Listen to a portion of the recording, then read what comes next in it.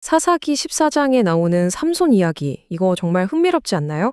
그는 하나님께 특별히 바쳐진 나실인이었는데 막상 그가 하는 선택들을 보면 뭐랄까 그 소명을 정면으로 거스르는 것 같단 말이죠. 오늘 이 수수께끼 같은 이야기 속으로 한번 같이 들어가 보시죠. 이 이야기의 한가운데에는 아주 근본적인 질문이 하나 있어요. 아니, 어떻게 하나님께 택함받은 사람이 원수지간인 블레셋 여인과 결혼하려 할 수 있었을까? 이 질문을 길잡이 삼아 이야기를 따라가다 보면 정말 예상치 못한 놀라운 진실을 마주하게 될 겁니다. 이야기의 첫 장은 바로 그 논란의 중심, 삼손의 결혼 선택에서부터 시작됩니다. 갈등 구조는 아주 명확해요.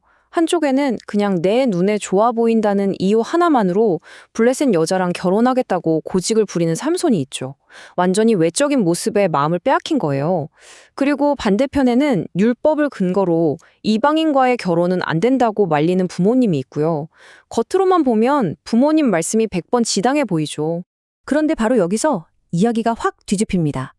사사기 14장 4절의 이 말씀이 모든 상황을 해석하는 핵심 열쇠거든요. 삼손의 부모님조차 몰랐지만 이 모든 일의 배후에는 하나님의 계획이 있었던 겁니다. 하나님께서 블레셋을 심판할 틈, 바로 그 기회를 찾고 계셨다는 거죠. 이게 바로 성경 전체를 꿰뚫는 하나님의 섭리라는 놀라운 주제입니다. 하나님께서는 인간의 불완전함, 심지어는 명백한 실수처럼 보이는 행동까지도 당신의 더 큰 그림을 완성하는 데 사용하신다는 거죠. 삼손의 이 문제 많은 결혼은 그 거대한 계획의 첫 단추였던 셈입니다. 하나님의 계획은 삼손의 결혼 과정에서 일어난 또 다른 중요한 사건을 통해서 더 구체적으로 드러나는데요. 이 사건은 삼손의 사명을 위한 일종의 예행 연습 같았어요. 삼손이 딥나로 가고 있는데 갑자기 젊은 사자 한 마리가 그를 덮칩니다. 바로 그 순간 여호와의 영이 그에게 폭포수처럼 임하죠. 삼손은 손에 아무것도 없이 마치 어린 염소를 다루듯이 사자를 단숨에 찢어버립니다. 하나님의 주신 힘을 처음으로 확인하는 아주 극적인 시험대였던 거죠. 이 승리에는 중요한 의미가 세 가지나 담겨 있어요. 첫째, 이건 인간의 힘이 아니라 하나님의 영이 주신 초자연적인 힘이었다는 것.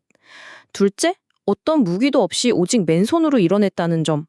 그리고 마지막으로 이렇게 대단한 일을 하고도 부모님께 자랑하지 않았다는 점에서 그의 겸손함을 엿볼 수 있죠. 이 모든 게 앞으로 그가 치러야 할 더 큰 싸움을 위한 준비 과정이었던 겁니다.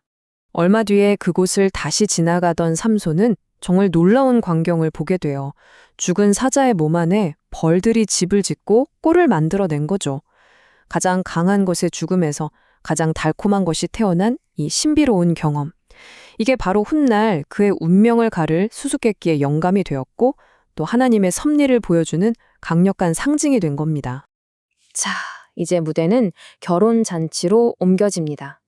그냥 재미로 시작한 수수께끼 하나가 어떻게 이 모든 판을 뒤엎는 거대한 갈등의 불씨가 되는지 한번 지켜보시죠.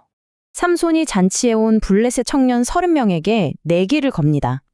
내가 내는 수수께끼를 풀면 옷 30벌씩을 내가 주고 못 풀면 너희가 나한테 줘. 그리고 그가 낸 수수께끼는 바로 먹는 자에게서 먹는 것이 나오고 강한 자에게서 단 것이 나왔느니라 였습니다. 대결 구도를 보면 좀 불공평해 보이죠? 삼손은 혼자고 블레셋 청년들은 30명이나 되니까요.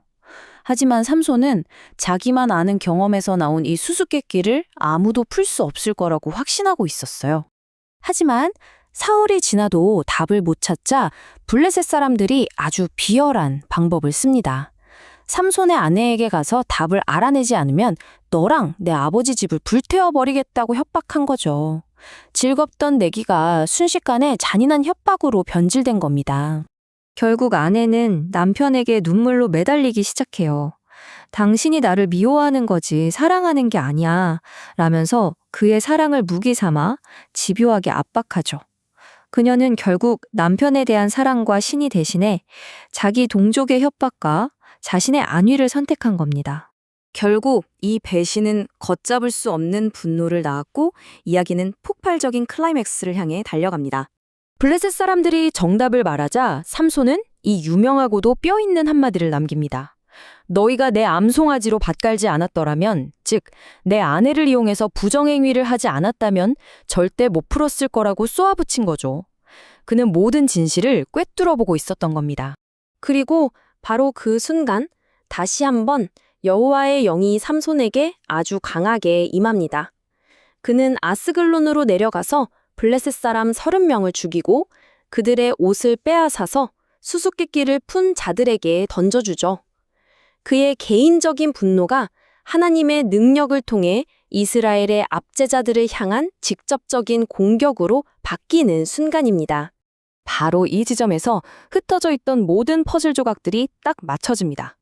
이야기 시작할 때 하나님께서 블레셋 사람을 칠 틈을 찾고 계셨다는 말씀 기억나시죠? 삼손의 이 개인적인 분노와 배신감이 바로 하나님께서 기다리시던 그 틈, 그 결정적인 기회가 되었던 겁니다. 그렇다면 이 모든 혼란과 비극 속에서 우리가 발견할 수 있는 하나님의 더 큰 그림은 뭘까요? 이 이야기의 핵심 교훈을 한번 정리해 보겠습니다.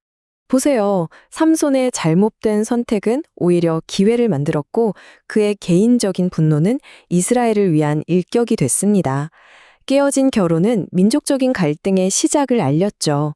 이처럼 하나님의 주권적인 계획은 인간의 실패 때문에 좌절되는 게 아니라 때로는 바로 그걸 통해서 전진하기도 한다는 걸 보여줍니다. 이 이야기의 전체를 관통하는 핵심 메시지는 바로 이것입니다. 인간의 연약함은 결코 하나님의 계획을 멈추게 할 수 없다는 사실. 마지막으로 이 질문을 여러분께 던지면서 오늘 이야기를 마치고 싶습니다. 삼손의 이야기를 통해 우리 삶을 돌아볼 때 도저히 이해할 수 없는 그 혼란스러운 순간들 속에도 어쩌면 우리가 보지 못하는 하나님의 더 큰 그림과 목적이 숨어 있을 수 있지 않을까요?